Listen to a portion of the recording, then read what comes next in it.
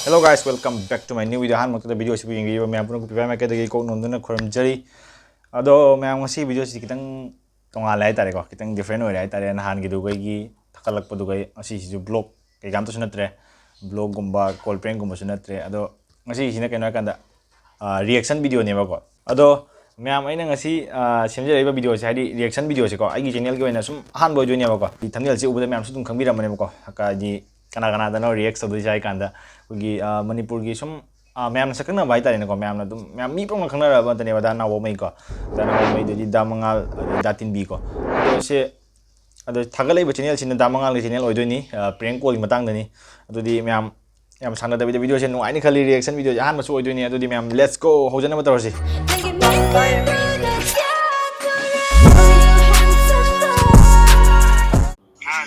मैं मणिपुर से एसबी इंगोसा hi ma'am ngasisu mayam ko dong nungai ba video mo pula video je matam kuina thadorba video ni ko haibadi akoi gi skip tawsi mayam ko hawai si di awai intro san di skip tawsi ado chala si main direct hojala se dare yen muja ga ma amma ni ko mai mama te ni san ma tara yen de ko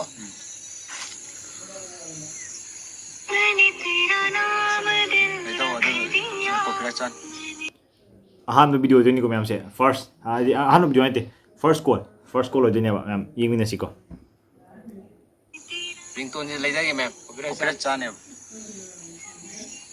sidaji da parak traba aigi nangi taran mutara pirate pranks easy le hello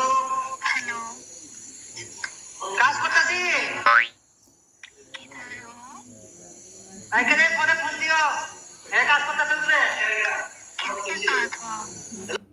mayang ne ba ahan mai ji mayang ne ba adi yingina si ko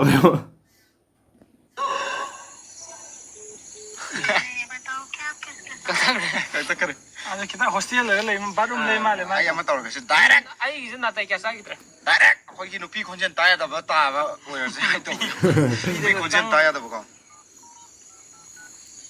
mai number se han sin pha lai ma le na ai number de sem thok to ne aya bani mayam ka ngu ji number unknown number ma palau me like tousanbi ni yeng si ko mai number ji chum na me le aro bi ai ka hap se le ma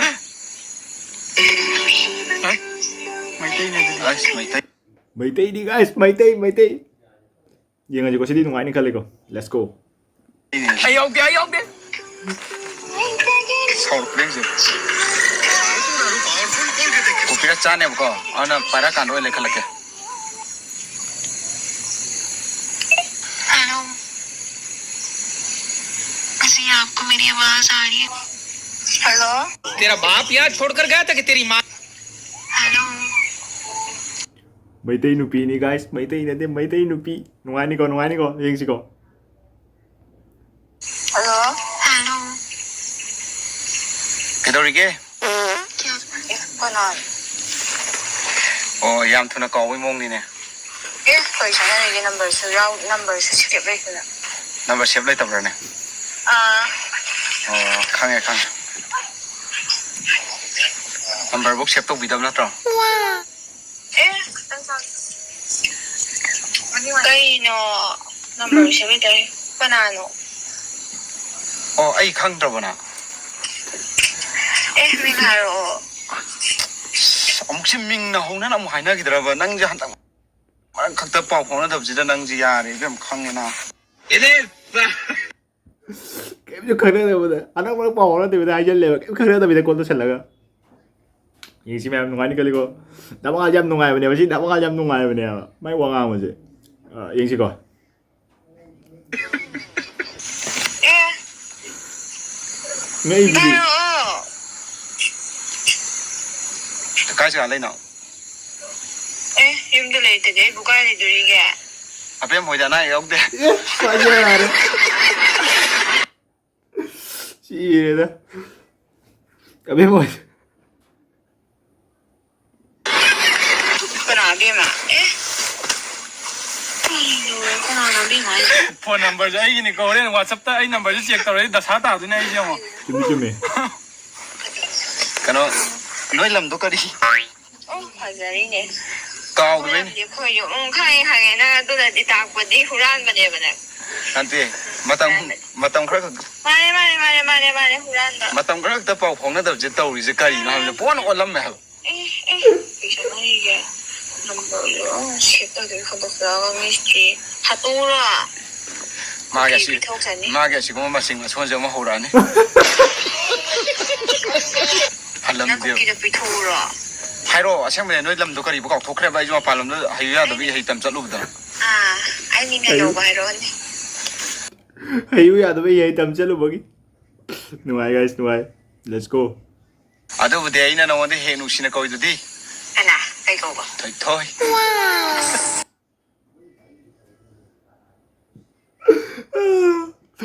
Thôi ai gì đi. Ai xìa đó. Nhìn chị có mèo.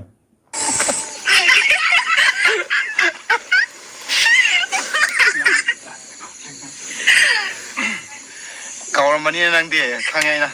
ôi câu khi mà đi chung dạ để khai nó Anta kang koi ba kana chat la ba phone ka ta tok tu lo kai do ba. dạ nè Kang lien da ke phone tok ta ba. Đã nào vợ tin đi thì khác cái gì mà tại nó nói tới đó. Sao vậy tới nó khác cái gì đi mà đi. Nang đúng không cái này đã thôn đâu mà nó còn đây là mình đi nè Do ma asigi ma ko san ju ju la sang hang ka lai ju. Ông khẳng định bây giờ ta ăn một cái cái nó có vậy đó. Đúng ngay cô. Let's go. Ya re aina soina ba phan or ga ju khang na dab de ya ro. Kon jen ta da nga or sang. Ai thoi da bu di phone tau ne ba ko. hay má cái này thôn đâu mà Kon jen ha ma nang park ba ada thoi kon jen sam ma nei ba nang ga. dạ hay chị Kai lam Anh Thủy Thủy trên nắp bè bà. Nó cây nó xin nó coi bé. Thôi. oi de no. khơi yum đây Nun de lam da oi. khơi yum Yum lai re. Dagi lambi lai re. Baza noi baza kai ka ba. ai lấy cả đấy kì Ka da gi. à Ka yo dingai sumang lai ra ba. Sumang ni thok ra lambi im lai ra ba. Ada club maming haron. Kelap mami ngaro. Kelap mami ngaro aja di mi. Kang buka malah ba. Kelap mami kayak ni ko. đây nè Lai ra tu karam ba lai ra. làm bị Noi club tu iwa si da na to. cây cái làm ai không Let's go, ma'am. Next thing is next goal. đúng mà khơi xong ngang ra Ai thok pa tau ra ga ta di. à thì mi chỉ si tha mà chỉ bắt bắt phone cho các kiểu mà mình cái stick ra cái khơi cái này bà Kam tau ra. tao ra đi ngay xin mình chơi mình bắt phải thì cái phải rồi cái này bôi xả ra lỗ vậy Hello. Hello. Ka tau ri no. Yeah boy. Anh đi stick pa yo. Mình hai đây cô thôi bro cái đây cô chỉ đi đúng cái thì mình cô. Đi chị ma'am. Thôi. Cái lên no. Oh. thôi tôi lại đặt cái cái này xí xí anh nhập bài đem này xí xí Xí xem gì nên pa ra. ôi Thôi bây giờ ăn lấy hồ ba. cái này không này Ma mo kai ke hona ri ko sipo. cái số con này đấy ôi school đó ôi ra ôi ra tụi lấy xin Ma o za tu no bu ya tu ri to ri tu bo. anh điên hè tụi thà bạc lấy tao bây giờ tụi tao đi nè đây Adu ne thaba ma kai mi yeng san si ya de. anh kia ấy đầu tiên tụi Ini kai chalu ri no. ấy cái chuyện đó bột rồi lên Kari yo li ba. em sang nó tiêu lên Ngasi posi sa si phar jar ko mai to ke ne.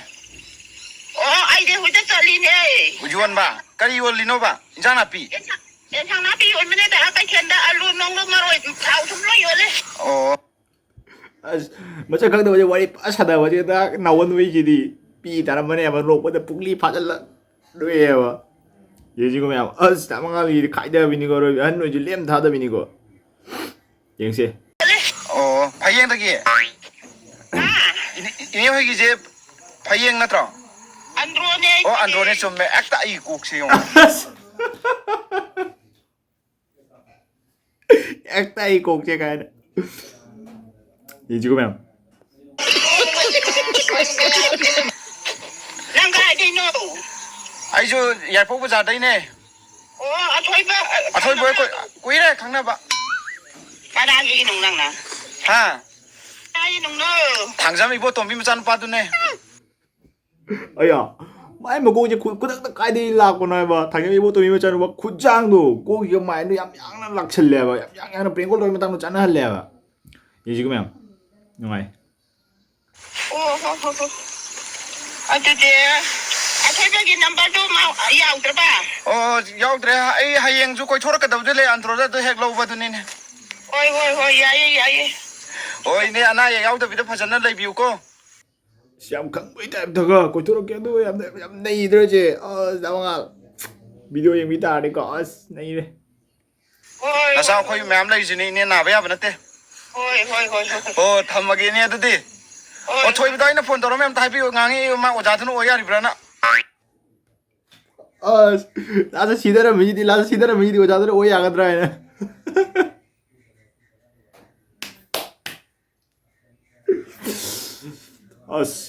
Pida를 가시아들. 지금 kita sini tidak nungai ko video je. Let's go. Wali ko ma'am. Hoi. Haige. tham ra này. Maming sumle mata. Maming cuma le ko. Kari. Maming cuma mana ba? Kena je. Cuma je tadi maming tu mana hairak ba. Thoi ba ina. Adu nungai ni je tu ni ba. Thoi ba mu haijale. Adu sonda prank call tahu bani mu ada manga nu tasale. Thoi bani mu as adu kai di kamaya adu tu dia una. Adu so hoi ni ai kok tu ye une ka ni. Video ji yang gadi. Asum iman da phajani yan ta na ba bio ko ngat tang ge sum kano entertainment mo ina sum phagi to ni iman da akai ba kano ngang gi bio ta jo bio hai ta ko. Yes. Next thing, ma'am. Next. Another one.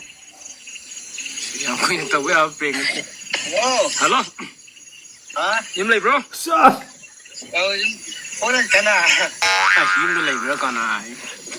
Lay. Yum lay gari mo kontak ta. Ko don chali ye kai ha ge. Ai, kari po.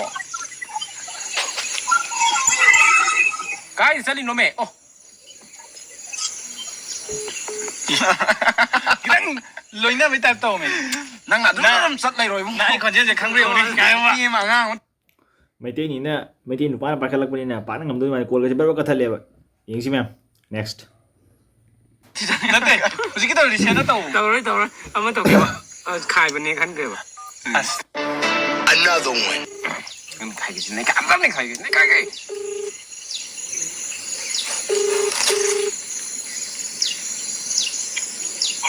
Hello. Jim sa pro. Wrong number. Nee. Kon sa. नहीं जी दी. Ka hai. Ye Nagaland hai. Nagaland to नाम क्या से? ओह, नाम क्या से? Wrong number ni apni bisa manu nahi ni. Bank account है. Bank account है आई जी दी. नुपा 꼭 짜장면에 와닿는 거 bank account है काय का लगबो. यंग जी मैम यंग से लोद्री को. बैंक अकाउंट है. है तो. बैलेंस आशे ना किया. अने. Wrong number hai, wrong number. Wrong number नहीं तो. Ya gana. Ay to ke, ay to ni nga ko. Nagaland tas lis ko may Nagaland point tas sila. May tayem ta halom. Nang maroon na hai niya. Khara khara khara ai kau thok kare tau le. Another one. Ko gi ji kan yam chau khat le. Number save tong na du pak pai na dre. ꯁꯤ ꯌꯥꯝ ꯅꯨꯡꯉꯥꯏꯕꯅꯤꯀꯣ ꯂꯥꯁꯀꯤꯁꯦ ꯃꯌꯥꯝ ꯌꯦꯡꯁꯤꯀꯣ video ꯂꯣꯏꯗ꯭ꯔꯤꯀꯣ ꯁꯤꯅ ꯂꯥꯁ ꯑꯣꯏꯗꯣꯏꯅꯤ hello hello hello कहाँ से आप भाई आप कहाँ से कॉल किए हाँ मणिपुर में है मणिपुर में है नहीं नहीं अगर जगह कहाँ है कहाँ जगह ये जगह तो अगरतला है क्या बोलो अगरतला त्रिपुरा अगर त्रिपुरा का क्लाइमेट कैसा है अच्छा त्रिपुरा का क्लाइमेट कैसा है फजे फजे पिकअप फजे कोकसे माइंड याम yang चंगई है बा सट सट सट लाउन को त्रिपुरा का climate kai ngatang do ko yeng si ma'am अच्छा है ये कनो खबर का क्या क्या बोलेगा कौन सा खबर ये बीजेपी का जी मुझे पता नहीं बीजेपी का खबर बहुत बहुत गर्म होएगा क्या नहीं गर्म होएगा क्या ये ना स्वामी जी को बताएं क्या पता नहीं नाम क्या है मृत्युंजय वर्मा अच्छा शादी है क्या शादी लड़की का नहीं जवान है हाँ जवान है मैं मणिपुर से एसपी इंगोसा मणिपुर जानता है क्या हाँ मणिपुर का एसपी इंगोसा अच्छा SP IS ASP DSP okay हाँ inform the was sa ina una phone tawro na haibne ko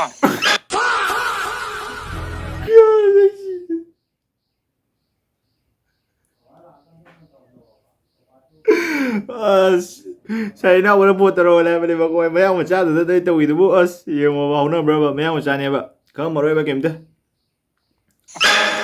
हाँ sir ina will inform you the pickup oh कहाँ से पिकअप करो आपको आपका घर का नंग ड्रग माफिया का लाइन है आप क्या दारू पी के आए हो नहीं दारू नहीं मैं पुलिस है नहीं लगता है दारू का बदबू आ रहा है नहीं मैं दारू पीते नहीं है मैं पुलिस है नहीं फोन में दारू का बदबू आ रहा है अरे भाई चुप नहीं करता है पुलिस होता तो वैसे ही कॉल नहीं करता मैं लोकेशन का सर्च करूंगा आप पिकअप करूंगा मैं पुलिस है अब क्या कर रहा है बोलो समझ गया नहीं है तुमसे बात अच्छा से बात करो ठीक है मैं रखता नहीं है लाउन तो ये दी हट का इधर अच्छा से रखता रही है काय लाउन तो ये माने कोलतर माने चौसली जी माने का हट का लेट्स गो आपका मेरा नंबर आपको कहाँ से मिला है मेरा स्टेशन है मणिपुर मेरा नंबर कहाँ से स्टेशन है जी दी माय नंबर जे कहाँ से फंगे ना स्टेशन है ये सी है वो पास रे हम सिंह स्टेशन सर इना वो ओसी ओ मणिपुर का स्टेशन में मेरा नंबर लिखा हुआ है sir stop I will talk the one drug mafia Okay, I will call you later. No. I challenge with the searching now. You die for me and my shoot and revolver. You die for me my shoot and remember अजरे को English तो अजरे फजरे तो English तो मरे को shit ले नहीं ये दानो Understand? You are understand? Understand? Why are you calling me? I'm a police inspector Ingosa. मैं सीएम हूँ यहाँ का I'm Ronaldo. त्रिपुरा का सीएम हूँ I'm Cristiano Ronaldo. Sir. Tripura CM निकाल चले मासु खाई नहीं पकाएंगे बा यूं तो उड़ा दारू Another one. 강문형 그게 인터뷰 야로 हेलो काय चली बा हेलो काय चली नो कनानो आइने में ओह उसका ये ताऊल तबक जो काय चली ना हमें हेलो कनानो तराई जो कहीं लंदनो ꯅꯪꯉꯣꯟꯗ ꯇꯧꯔꯒ ꯀꯔꯤ ꯂꯝꯗ ꯇꯧꯔꯤꯅꯣ ꯀꯔꯤꯅꯣ ꯍꯥꯏꯁꯤꯕꯣ ꯀꯔꯤ ꯆꯥꯟꯅꯔꯤꯒꯦ ꯑꯗꯣ ꯀꯅꯥꯅꯣ ꯁꯤ ꯀꯩꯅꯣꯅꯦ ꯀꯔꯤ ꯍꯥꯏꯔꯣ